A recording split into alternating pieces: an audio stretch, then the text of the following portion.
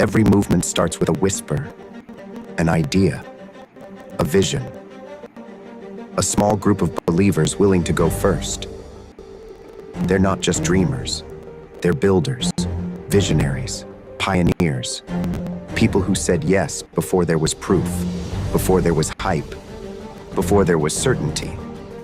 This moment is for them, because when others waited to be told, they decided to lead. 30 seconds from now, the first block will be written. A new chain begins. A new chapter unfolds. And history is forged. Welcome to the genesis of the trusted smart chain.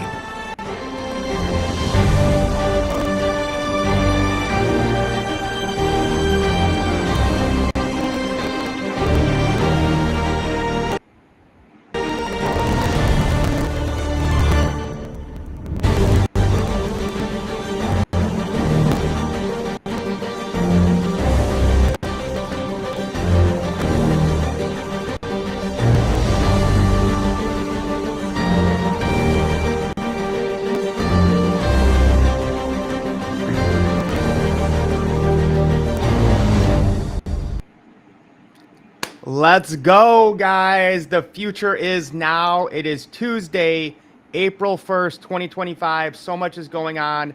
Trusted Smart Chain has launched its Genesis blocks and began the real world asset revolution. Tomorrow marks Donald Trump's Liberation Day. As always, I got my good brother here, Ricardo Hamilton, aka M.I.M.S, making it make sense. My man, are you not entertained? You better run when the runners run. Okay, right. You better run when the runners run. Trusted Smart Chain launch, man. I mean, it's a great day. You know what I'm saying? Launch a blockchain. This is huge. We know the tokenization of real world assets is a $1.64 quadrillion market. We know everything is getting tokenized. We're so ahead of the masses. People have no idea really what's going on, how big this opportunity is. You know, when you talk about tokenization of stocks, bonds, you know, real estate, you know, the derivatives market. I mean, everything is getting tokenized. And here we have just launched, you know, probably one of the biggest blockchains that's setting the standard, I would say, on how to tokenize real world assets and securities. Okay, they launched a blockchain today, and those pioneers, those trailblazers, okay, those founders who got in early and got those nodes, we are now receiving, okay, the digital assets, okay, for the launch of this blockchain, and it's just going to get better. So, man, congratulations to everybody who here at the beginning, because this is going to be a phenomenal opportunity to create generational wealth, you know, with these assets and with this technology and this blockchain.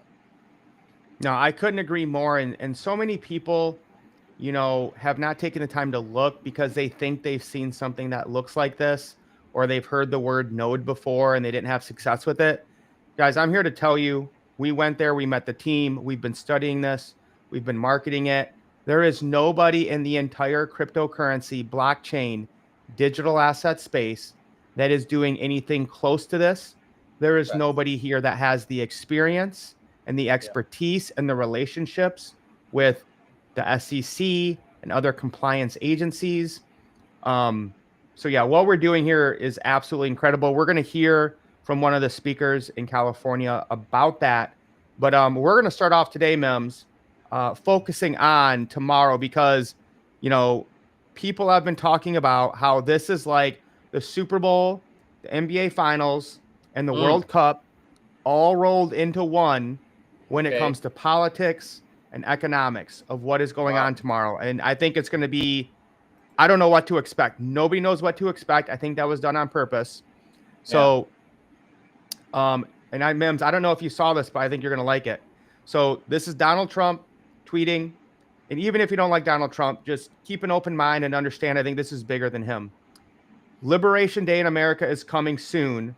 For years, we have been ripped off by virtually every country in the world, both friend and foe, but those days are over. America first. And we'll go into that a little bit more about what that means when it comes to tariffs, and how, even though you have probably heard from almost all media, even like Fox News, that tariffs are bad, they're actually really good. if they're done the right way. But here's a fun fact, guys. The Coinage Act of 1792 was passed by Congress April 2nd, 1792, establishing the United States Mint and set up the country's first standardized monetary system. So could this be us going into a new monetary system? We've been talking about that for years. It created the dollar as the official unit of currency, not the Federal Reserve note. It established a gold to silver ratio of 15-1, not the 90-1 ratio we see today. It required an impression emblematic of liberty, the word liberty, and the year. It set harsh penalties for mint employees who debased coins up to death, reflecting how serious they took the currency integrity. Our currency has been debased 97% since the Fed was created in 1913. Do we just think it's a coincidence that Donald Trump picked that date? So, Mims, again, we don't know what's going to happen, but maybe you can just speculate on some of your ideas of, even if it's not tomorrow, what could be coming with this Liberation Day and the new financial system. Yeah, the whole thing behind it is the realization of what we've been talking about, for years.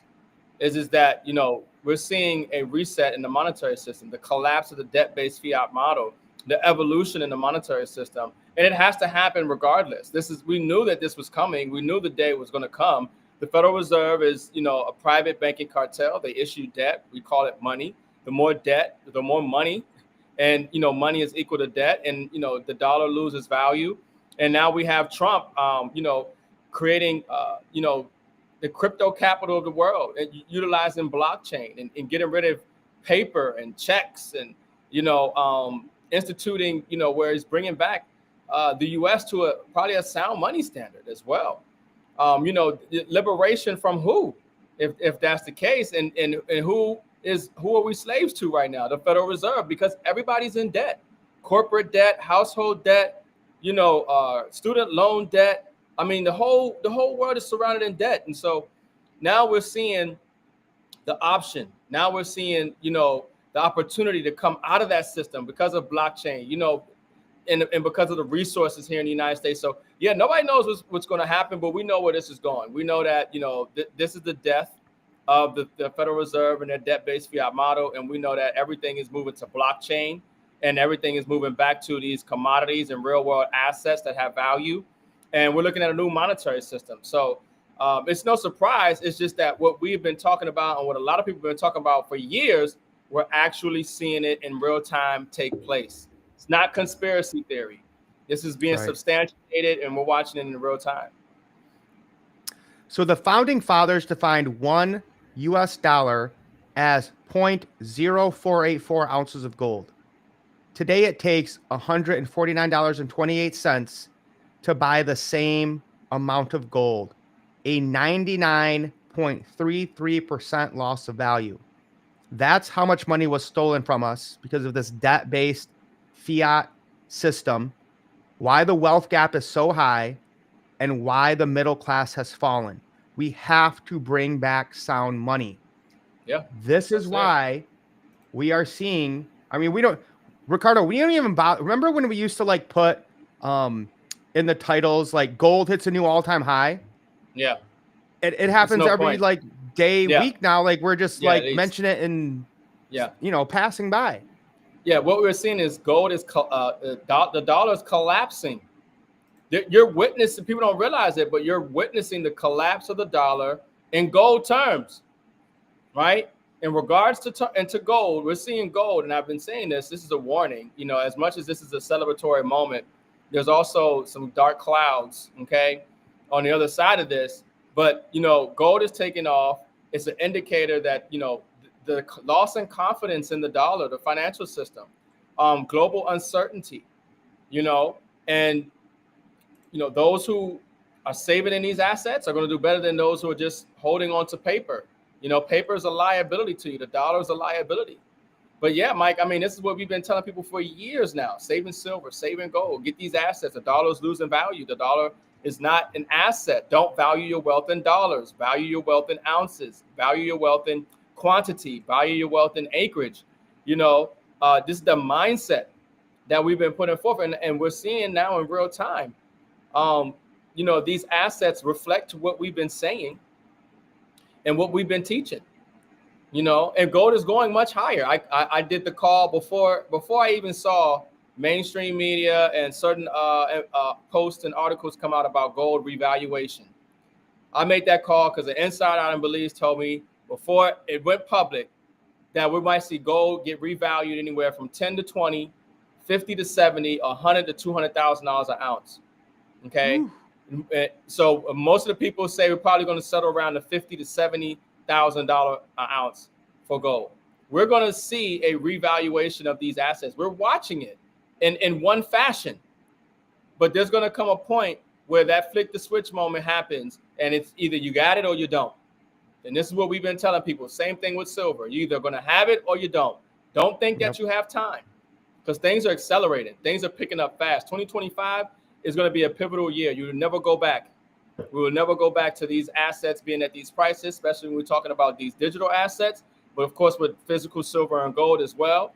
And the whole financial system is getting evolved in 2025. It's not going back.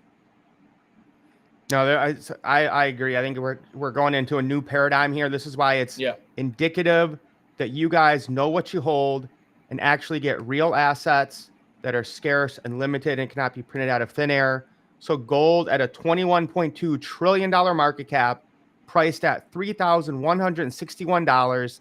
And again, bro, I just think back to all the lives we did when gold was chilling at 1,700, 1,800. Wow. We were just, no matter what people were doing, we were consistently saying, get gold and silver, get gold and silver. Yeah. Now we're up almost 100% on gold. But again, guys, if you missed that gold train, silver's still here. And just like we said last week, silver was going to overtake Google, right? Silver at just under $2 trillion market cap, $34.51, still the most undervalued asset on the planet. And of course, we can get you the lowest prices on it when you reach out to us. M.I.M.S, your thoughts? Amazon is about to get overtaken soon. Silver's going to take Amazon. And, folks, since, we've been talking about this since at least 2018, right? Not, I've been doing this before, but and we're talking about your money doubling, saving in gold, saving your money in these assets versus saving in cash, because you have to have a savings. But the hardest thing for most people to do, including myself, is save. When I was trying to save dollars, okay? Yep. Saving cash is hard to save because cash is not meant to be saved. And in fact, it's not smart, okay? For lack of other words, it's not smart to save cash because the cash doesn't save value. It doesn't purchase value, it doesn't retain its purchasing power, right? So you don't save cash, it gets inflated away. So how do you save it? You save in silver and gold. And ever since I've been saving in silver and gold, I've saved more money than I've ever been able to save in cash. And I still have it. And it's what we've been teaching people to do. Save your money in silver and gold. Multiple millionaires we know, they've come across hard times in their lives, and it was the silver and gold they saved them, not a stockpile of cash.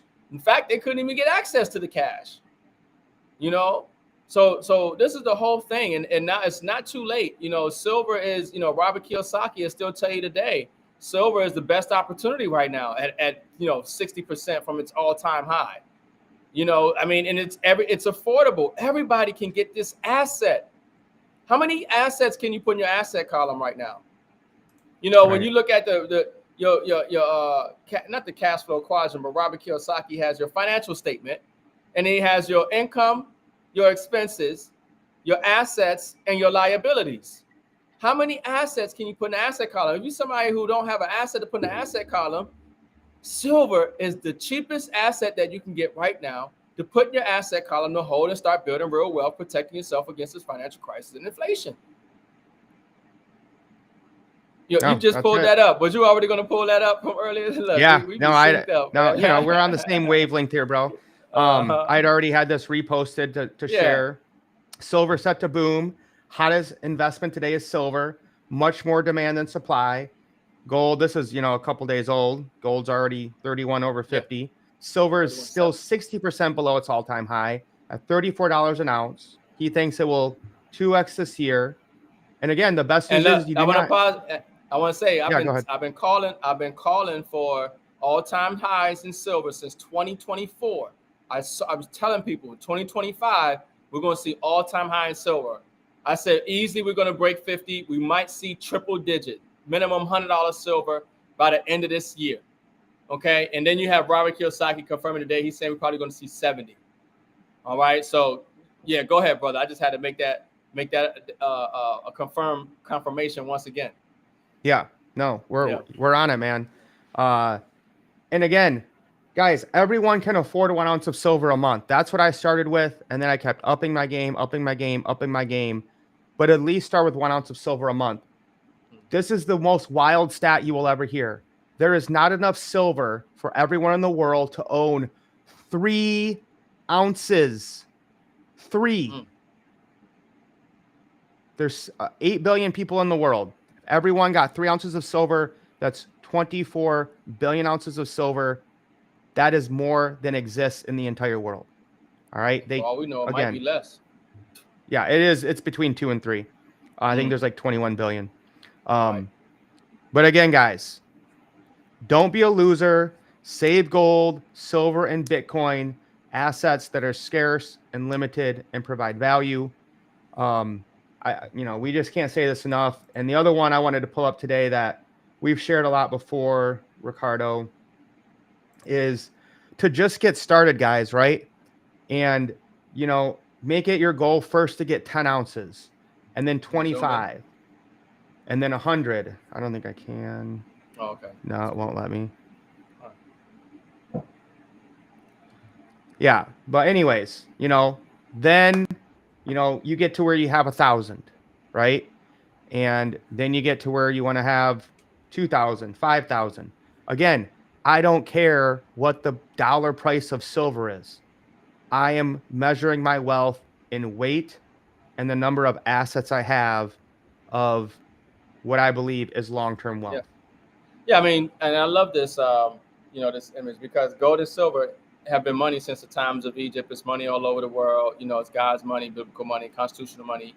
But before the dollar had the world reserve currency status, it was a British pound sterling. It was backed by silver. Right. Then it was the Dutch, and it was the Romans, and it was the Greeks, and in Africa, it came it was always gold and silver. But in that image that Mike pulled up, if you don't have any silver, you're a debt slave.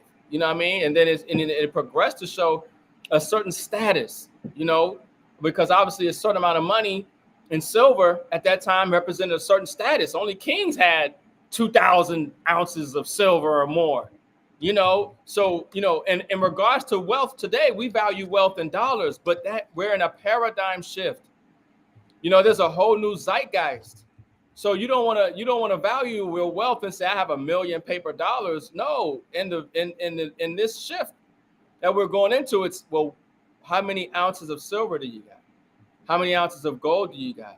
How many Bitcoin, or for some people XRP, or for Ethereum or Solana? How many of these digital assets, that you love, that have real utility, real value, real use case, that are globally systemic, right? How many of these digital assets do you let? That's with how you're going to value wealth. It's going to be, people are going to look 100 years from now and say it was ridiculous that people considered, a piece of paper that was backed by nothing, that the Federal Reserve and the U.S. government just print up at will as money, and they didn't. They went along with it. I think I talk about Henry Ford said if the American people ever understood the present banking and monetary system, that there'd be a revolution by tomorrow morning.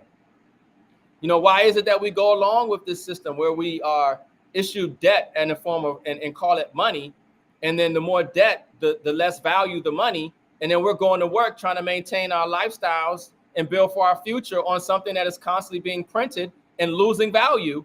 And we have to work harder and harder to maintain something that we never had in the first place.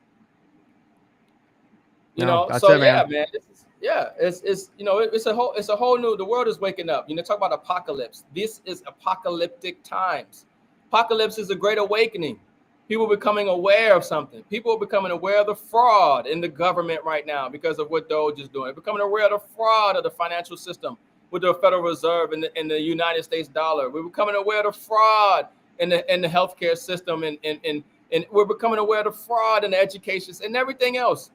So now everybody's becoming aware there has to be an event where humanity evolves, where there's a radical shift in the way that humanity functions, and we're actually living in that time. And that's why I say we're living in the most significant time period ever in history. This time period will be talked about, debated, and studied for centuries to come. And your legacy will be either very excited and happy, you know, that you existed in this time and that you did the right things, or they're gonna curse you. You know, they're not, or your legacy, you just won't exist. You get wiped out. This is how important this time is. It's more important than anything you've read in any historical books, any religious text. This is the most significant time period globally ever in history. And not enough people really realize what's going on. Yeah, and I think that's why I'm so excited for tomorrow, Liberation Day. So let's go over a few things here, guys, because, you know, I was a history, government, and economics teacher, and I was actually a libertarian, especially when it comes to economics. And even libertarians say tariffs are bad. Most mainstream economists will say they're bad. They hurt the middle class and this type of thing. I was not a Trump fan when he first started to run for president. So I was very critical of everything he did and all his positions. Then I went to research them, and I actually found out Trump was right once again, and that the mainstream media and even libertarian economists were wrong, that tariffs have been used to rob America of its wealth and its manufacturing base and its middle class since World War II. Basically, we said as Americans, hey, we came out on top of World War II. We're doing well. We'll let you guys screw us over because we want you to prosper and not become communists during the Cold War. Well, that worked for a little bit because we had such excessive wealth after World War II.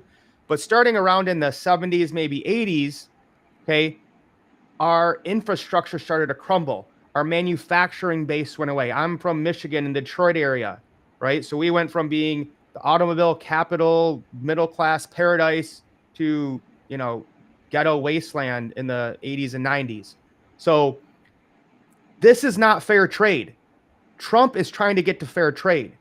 When you have a 50% tariff from the European Union on American dairy, a 700% tariff from Japan on rice, 100% tariff from India on American agricultural products, Canada 300% on America butter and cheese. That is not fair trade. There is no way we can just buy everyone's stuff in the world and not make stuff our own. We have to be able to export some things to other countries. So Trump is not trying to raise the tariff above what the other people are doing. He's just saying reciprocal. If you charge us that tariff, we will charge you this tariff. And of course, what he actually wants to get to is where it's either equal or zero, which is free and fair trade. But there is no free or fair trade when other countries are charging us 50, 70, 300% to take our goods and sell them in their country, but we let all these people sell their stuff in our country. This is why we make so little manufacturing anymore, and the middle class jobs went away, especially the factory. My hometown of Greenville was devastated from Frigidaire leaving in 2001, and we still have not recovered. They went to Mexico because there's cheaper labor there.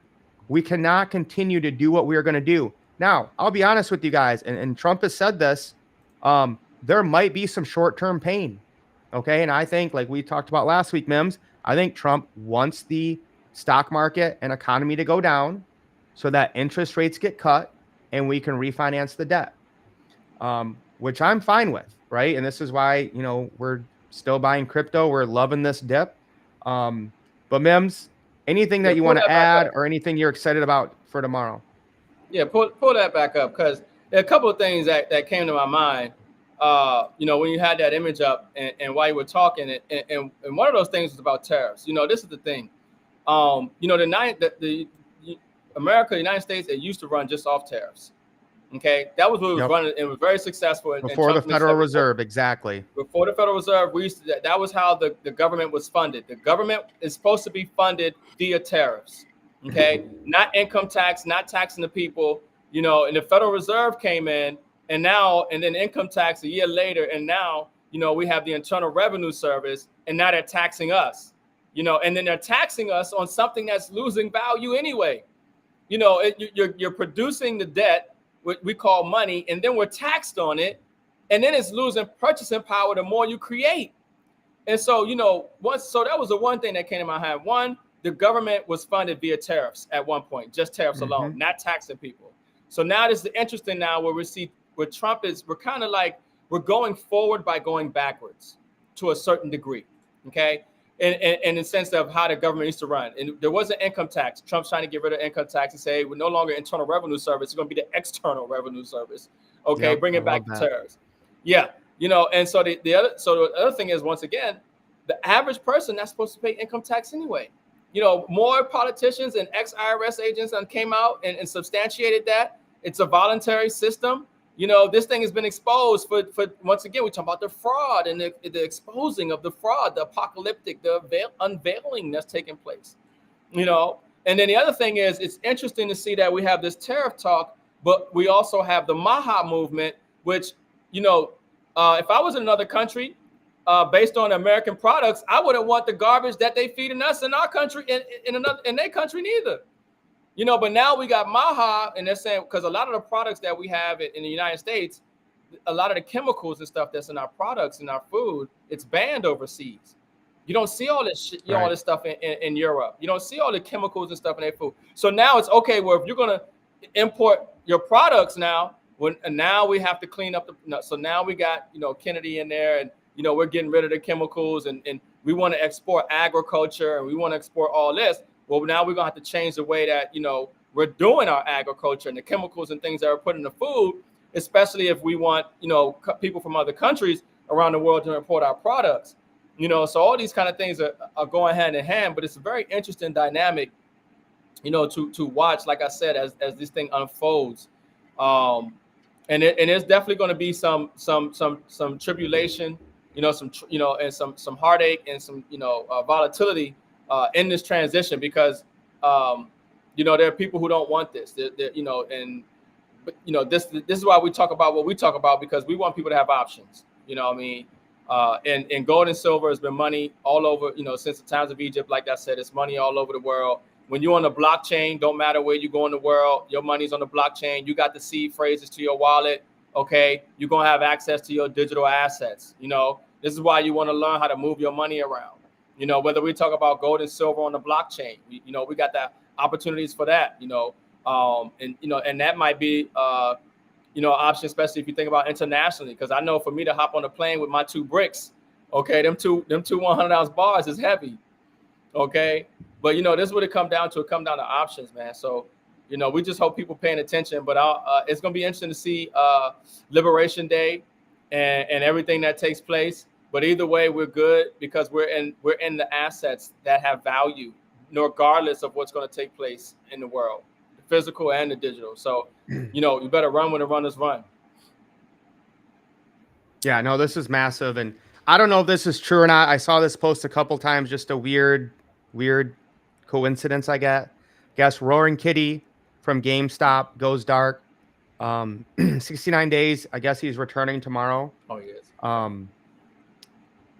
UBS saving Credit Suisse was 741 days ago.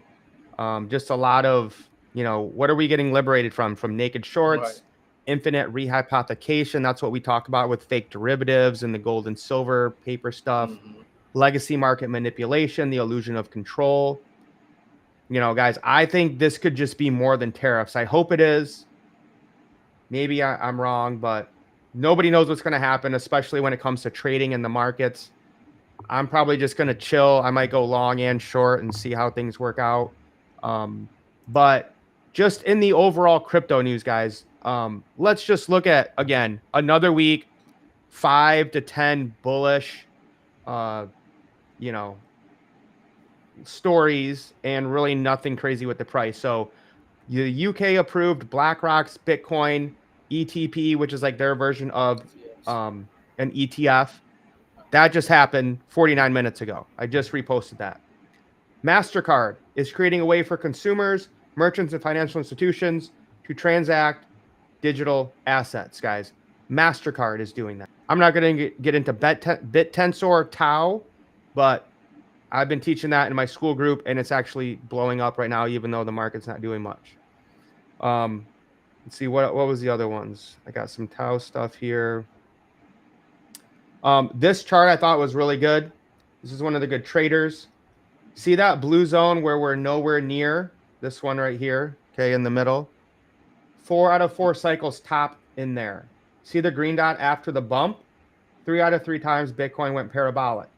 The majority seems to think this time is different. That usually works out, right? So you can see here, goes back to 2012. This green circle here is 2012. Okay, when it prints on this chart, that's when we really go up. Okay, this is probably the halving or the halving cycles, right? Here's another one. We print the green candle. This is the liquidity cycle where there's more money in the world. Bitcoin goes up. Happens here again. This was in the middle of 2020. Okay, liquidity cycle goes up. Bitcoin goes up. This was our double top last bull market. Here we are again. The liquidity has just started to go up. And what do you think is going to happen now? I think this is the biggest shakeout. I think the cycle's just prolonged. We could kind of go sideways, but I would say by this fall at the latest, good times are here again, kids. So stay plugged in, get educated with either Ricardo or myself, and understand the value of the education and getting those digital assets. Yeah, Bitcoin go to 240 this cycle at least. But yeah, folks, this is the time. Lace up, get wealthy. I mean, I'm excited about the future. Stay optimistic. Diversify, and just know we about to take off here. Like I said, it's a big shakeout. I'm bullish. I'm optimistic. I've been buying, still buying. We're winning, folks. Yeah, and BlackRock and Fidelity. Like, think about that, guys. Why do you think all these huge institutions are buying right now? BlackRock and Fidelity bought over 250 million Bitcoin this week. Not $250 million, 250, maybe that is $250 million of Bitcoin, which is still a lot. Okay. Yes. I guess there's not 250 million Bitcoin. There's only 21 million, so they can't buy that much. Right. But again, they're buying, and the other one, I think I have it further down, but GameStop is doing what Michael Saylor suggests. So GameStop is buying Bitcoin. That's huge. How many other companies do you think are going to do that? It's going to spread like wildfire. I thought I posted about it, but maybe I didn't. Yeah, we got Circle. And Circle going public. Yep, Circle's going public. And I didn't realize this. Shout out to Block Nation and DeFi King, but Circle's been around for 10 years. They've been around for a while. They've been around at least for a decade. Most people, and I didn't realize how long Circle's been around. But yeah, they're getting ready to go public here. Obviously we're talking about stable coins. That's what's going to take this market to the next level, folks. There's a lot of money that is ready to move into the blockchain. And it's going to come in through stable coins, and the stable coins what's going to allow them to move into these blockchains and these digital assets that are running on these blockchains and these projects that are running on these blockchains, and then back in stable coins. Okay. There's a lot of yield opportunities and things that are getting ready to come, a lot of financial products, a lot of options for people. And this is why we talk about, knowing how to be decentralized. Don't give the power right back to these banks. The blockchain is here to free us from their centralized institutions. And these are the people who screwed us. They screwed the American people. They screwed us 2008. They've been screwing the American people since they, could, okay, with the Federal Reserve. So don't give the power back to them. Learn how to move decentralized, learn DeFi, okay? Learn how to secure your assets and do what you need to do on your own. You do not need to go back to Fidelity and all them and Schwab and all them and give your digital asset. Don't give it to them. They want your digital asset. Keep your assets yourself. Yeah. No, 100%. And so again, guys, that's why we're excited about what happened this last weekend with Trusted Smart Chain. We had the Genesis event. Our nodes are mining. Okay. Yeah. Again, this is a brand new layer 1 blockchain. We are getting, it's the same tokenomics as Bitcoin. So there will only be 21 million of these. So this is a historic moment where these nodes or miners are pumping out the most tokens they will ever pump out, because as more people come onto the network, you will get less rewards. So right now we're getting about a third of a TSC token a day per node. Okay, they've been running. They're kind of doing an internal audit at the beginning before they really put it on the blockchain, but everything's running smoothly. So in the next few weeks, we'll be getting wallets, getting liquidity. But this is massive, guys. And again, this is not just crypto bros, okay? The team at T7X has, I think, over 100 years of experience together on Wall Street taking companies public. All right. Matt has literally rung the bell on NASDAQ. All right.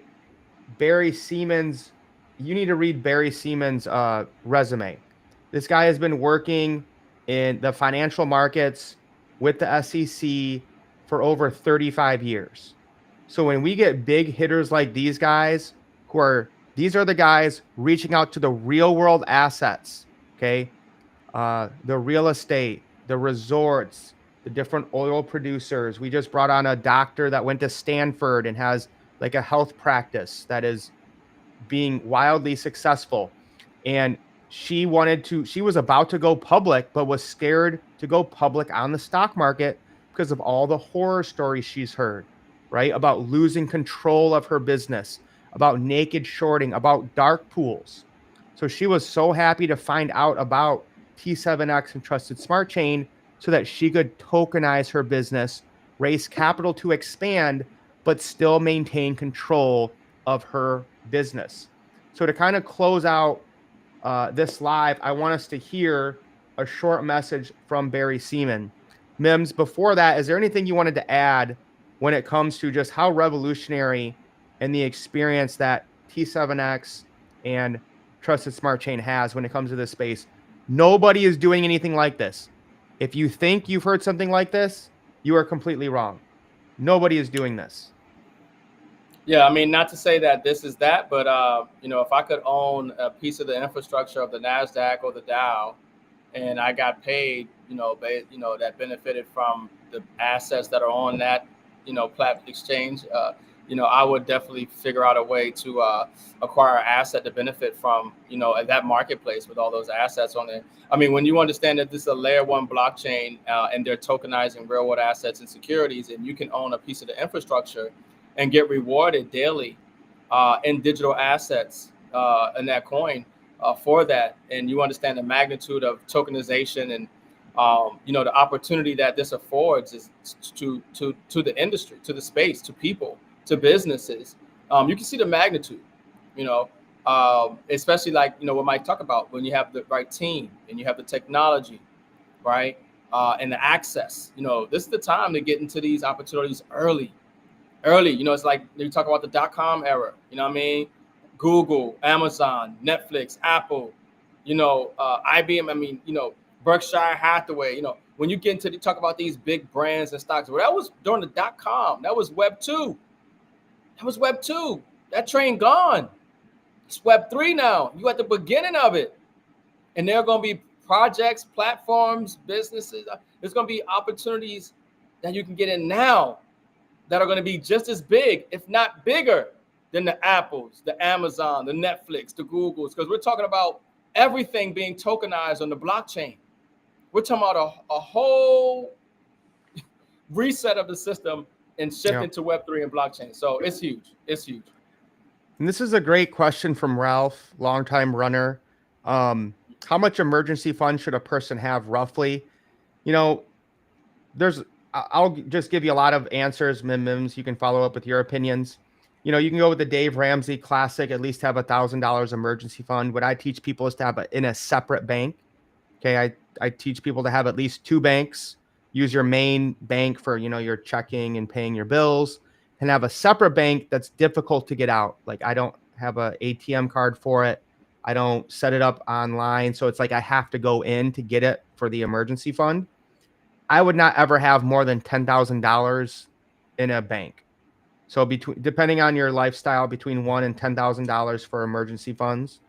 What I would say is to try to have a goal of everyone getting 100 ounces of silver. To me, that's the real emergency fund. Because like Ricardo said earlier, I think saving in silver and gold is the best, because yeah, you can liquidate it. Like people act like you can't sell it for cash, but it just hurts more, right? Like if, the worst thing ever happened in my life and I needed to liquidate and get cash, I could sell this anywhere in the world, but it would hurt me because I know how much the value of it is in the future. And there's just like an extra step that makes you save in it. So I would say at least get $1,000, get 100 ounces of silver, and get 0.1 Bitcoin. That's what I think. That's what I teach. Is I think everyone should start with 0.1 Bitcoin. It used to be 1 Bitcoin, but that's a little out of reach now. But those would be my emergency funds. And M.I.M.S, I'm sure you have a little bit of different take, but what would you recommend there? Well, yeah, I like the idea you brought with silver being multi-purpose as an emergency and a savings, and it also provides the investment. So silver is definitely multi-purpose, but the emergencies fund is always in cash. You got to put your hands on some cash. Everybody's financial situation is different. $1 amount for an emergency fund is different for somebody else based on your expenses, your lifestyle, your living, your spending habits and whatnot. So it really just depends on, your expenses. The emergency fund is if an expense, to meet your expenses. If an emergency comes up for your car or a medical bill, or if you lose your job and, you need, 3 months worth of rent or something like that. So, but the emergency fund should be cash, somewhere you can put your hands on it. And it really just, depends, how much money you need, if you stopped working today or if an emergency come up, what you would need. And the savings, of course, we talk about is silver and gold, investments in crypto. But yeah, silver definitely is multi-purpose in that scenario Mike gave as well. But yeah, it comes down to your situation. Based on your expenses and what could come up and how long you'll need to go without some income coming in. Yeah, and I just remembered, they typically recommend having a 6 to 12 month emergency savings. But my thing, let's just say the average person makes, $5,000 a month, which is kind of low these days. Yeah, that is kind of low. That's kind of like middle class. But let's just say it's $5,000. Well, then they say you should have 5 times 6. That's $30,000 in an emergency fund.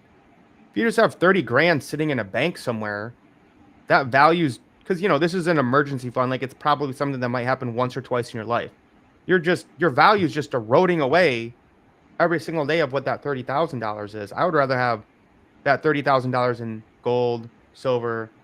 Bitcoin's a little too volatile for your emergency fund, right?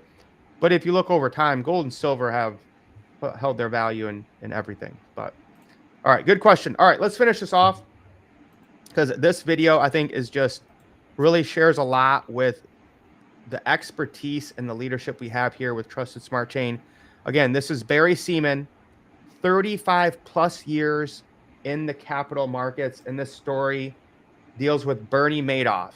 Okay, if maybe there's some people who don't know who he is, okay, but he ran, other than the United States government, the biggest Ponzi scheme in human history. Okay, and this is one of the whistleblowers that found out what he was doing before the FBI even knew. So again, we're dealing with somebody here on our board who is just, his experience speaks for itself. So let's hear from Barry here. And this story is pretty funny. CFTC. And I have to tell you, there's some really smart people there, but their hands are tied. The SEC's hands are tied. And it's only in this new administration that they're trying to untie them so that they can do the right thing. T7X is going to be the right thing. T7X is going to be the model for how things should be done. That's what's exciting. Now, to put it into perspective, when I think about trust, there's something that came to my mind. because Matt told me yesterday that I had to speak, right? So, and I've been talking all day to all of you, and it's been lovely. And I'm already losing my voice. So in 2009, I had the honor to be part of a congressional report on a little thing called Bernie Madoff. You probably don't know who he is. And apart from our government, Bernie Madoff ran the largest Ponzi scheme in the world, right? Okay, so why was I a part of that program or that congressional report? In 1998, I was working for AXA. I had a couple of different hats that I had to wear. One hat was allocating roughly $2 billion to hedge funds for the AXA insurance companies. So I just want you guys to understand, in 1998, he was allocating $2 billion in hedge funds. He is one of our advisors in T7X and Trusted Smart Chain. So again, that's why we're listening to this, because I want you guys to see this is nothing like you've seen in blockchain. The expertise and experience we have here is like none other. We had an opportunity to meet with Bernie Madoff. Yay high. We went to the famous, for those that know, the Lipstick Building, where his offices were in New York City. And we come into a conference room, and there he is sitting at the end of the table. And we sat down, and we were hearing about his hedge fund. And his hedge fund did some very simple things. According to Madoff, Madoff was the largest trader of listed securities on all of the exchanges. And their traders, once or twice a month, said, hey, the market's going to start taking off. Let's buy a pool of stocks. And what we're going to do is we're going to collar that risk by selling calls and buying puts. All right? And if I'm talking about something that you don't understand, we can discuss it later. Well, here's the problem for Bernie. I know options. I know derivatives. I had been, up to that point, a very large derivative trader for all the big banks. So I said, well, that's interesting. At the time, he had supposedly something like $7 or $8 billion in this strategy. And I said, okay, well, Mr. Madoff, who do you trade with? And he said, oh, we trade with all the Wall Street firms, but we clear on the Chicago Board of Options Exchange. My heart fluttered because I was a trader on the Chicago Board of Options Exchange. Well, wouldn't you know? Then I said, how is that possible? I said, there's not enough volume on that exchange for you to trade those options. And he said, Mr. Seaman, you don't understand how the exchanges work. I said, Mr. Madoff, I wrote the rules for that exchange.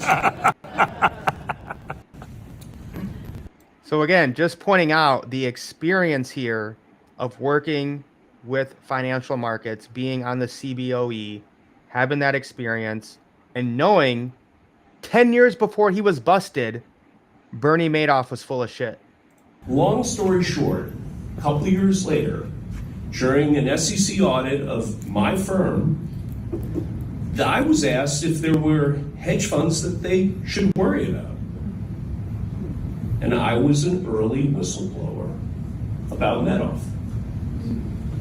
Why didn't the SEC actually act on it? Too busy, cocktail party that weekend. A lot of it had to do with the fact that Bernie Madoff was also so senior that he was the chair of the NASDAQ Rules Committee. He was a hitter. They wouldn't question it. So the point I'm trying to make is this, and we'll fast forward. You have a fund that was $60 billion in size. You had supposed auditors of that fund that were auditing on falsified trading records that were produced by Bernie Madoff's firm. You had people who thought it was the greatest investment in the world, and it turned out to be a complete farce, right? And the amazing thing is, in 2008, at the end of 2008, in December of that year, at the height of the credit crisis, a little news story comes across Bloomberg. FBI raids the offices of Bernie Madoff. I said, it's finally happened. It finally happened. They figured it out. All right? Turns out they figured out something was going on. They didn't know the full story. The fun part was, at that time, one of my best friend's sisters was the executive producer for certain shows on CNBC. So I call her up and I go, Ellen, it's Barry. I said, they've arrested Bernie Madoff. And she said, who? Who is Bernie Madoff? I said, Ellen, I think you want to go back to the office. She's like, yeah, maybe. Several days later, she calls me up and she goes, you know something that we don't know. I said, yeah, I think so. This is going to be big. And so one of my other jobs was helping CNBC do all the stories around Bernie Madoff and what was actually going on, which is pretty crazy. The SEC called me. Wait, I'm sorry, I'm going on. No. But this is the funniest part. My wife calls me at work and she says, Barry, there is a phone message from a John so-and-so, lead investigator of the SEC, asking for you. What did you do?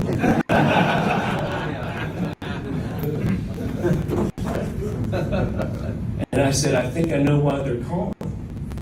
Because several years earlier, we had disclosed exactly what we thought was wrong with what was going on there. So the point I'm trying to make is this. It's a great story. It's a true story. It's a crazy story. But in this world, there is so much room for fraud. There is so much room for lack of integrity. You want to be part of the most trusted platform. You want to be part of something that's going to change the paradigm for how All right, this is it, guys. Last minute, he brings it home here. This is the part you want to pay attention to. investments are made. And to me, that's what T7X represents. And that's what the trusted coin represents. Because the two of those together create a mechanism where assets can be financed in a way that changes everything. Where I believe ultimately the SEC will be asking us how to do things. Yeah. Asking him. Yeah! No, and that part right there, M.I.M.S, to me is huge, right? That these guys have so much experience. And of course, you know, the SEC is new to all this. I see them literally leading the way in this entire space of bridging real world assets onto the blockchain with T7X and Trusted Smart Chain. And I mean, he's kind of joking, but I think he's being real in that the SEC will ask them, how do we do this the right way? Because of the experience they have in financial markets of taking companies public onto the NASDAQ, onto Wall Street, and understanding how to break down assets and tokenize them and get them onto the blockchain. So, Mims, I mean, I just feel like we're so blessed to be on the forefront of this blockchain revolution. I mean, look, you don't know what you don't know, and you won't know unless somebody tells you. And the fact is, most people don't know about T7X. You know, and if you're watching this, and if you know about it, you know, it's from the runners. And here's the thing, folks. Look, somebody's going to do it first. If we're talking about the tokenization of assets and securities, somebody has to create the platform, right, for assets to get tokenized. So when you take individuals who come from, you know, Web 2 or traditional finance that, you know, have been managing billions, taking companies public, they know how to do it the right way. And then they look at blockchain and they figured out how to do it the right way in the old system. And they're bringing that to the new system on the blockchain. Okay. And now you can easily see how what he said was a factual statement, because nobody's doing what they're doing the way that they're doing it. Folks, you have to understand that T7X is the only platform where every asset that is on the platform has to register with the SEC and file a Reg A and Reg D along with other regulations and compliance. Okay, so when you're talking about, you know, the ability, and he said it perfectly, for assets to be financed, and then we talk about a lot of the benefits to the business owner and the company from you know, going this route versus the traditional way, and them having to give up so much of their company and exposing themselves to so much different types of exposure and liability and things of that nature, even to where they can lose their company if they didn't have all the shares and this and that and the third. You know, none of that, and all the rigging and the hypothecation and the naked short selling and all this stuff, none of that's happening. You know, this is why, you know, T7X, the trusted smart chain. You know, so this is huge. Somebody's got to do it. There's a platform that's going to do it, and we just happen to be first to it. You know, we have our nodes. You need to get a node. You need to reach out to me, Mike, or whoever shared this video with you, so you can get a node, so you can get rewarded every single day for the rest of your life, and pass it on to your loved ones. Because long as the blockchain is running, that node will produce those digital assets, and those digital assets are benefiting from the real world assets and tokenized securities on that platform. Okay, you just here at the beginning. This is huge, folks. Massive, bro. People have no idea. The amount of people that are gonna rush in when they see what we've already seen. Okay. I mean, it's When crazy. what we've already seen, what we already know that's gonna happen, Yeah. when they actually see that happen, when they see that liquidity, when they see that first RWA come on to the platform, and the private investors have to purchase those tokens using TSC, when that first dividend is distributed from the real world asset and they have to buy TSC to distribute it, and they realize that we are the payment rails connecting the real world assets to the blockchain, oh, it's going to be a beautiful thing. I mean, it's crazy, folks. You know, Yeah. the platform has the same tokenomics as Bitcoin, folks. Yep. Okay. So if you're excited about Bitcoin, you see where Bitcoin's number is. Think about that, and then add utility, add use case, add you know, I mean, infrastructure is there too, but you know, I mean, just add, you know, the benefit of everything that we're talking about when we're talking about, you know, the tokenization of assets and this whole market, and the actual team, you know, visible, verifiable team, you know, owners that you can see, and then your ability to participate. You know, it's one thing to know about something, but it's another thing to know about something and then actually benefit from it. No, and we've never had this opportunity before, guys. This was all gate kept, right? The accredited investors. And now finally, again, bringing it back to tomorrow is Liberation Day. And just so you guys know, I'll probably go live. Mims and I haven't talked about it. I don't know if he'll join, but it's at 4 p.m. Eastern Standard is when Trump is going to announce what is going on with Liberation Day. What does it mean? What's he going to do? So I'm excited about the future. Trusted Smart Chain. It's going to be massive. You can get in now and start earning tokens, or you can wait. Just ask yourself, when would you have bought Bitcoin? When it first came out, or would you wait a year, 5 years, 10 years? Some of you still haven't bought it. It's been 15 years. So we can't help you there, but appreciate everyone jumping on tonight. You guys were rock stars with us. Drop some comments, like the video, share it out, send it to some people who need to understand how massive and monumental these times are. Mims, we good, brother? Any last words? Lace up. Let's get well.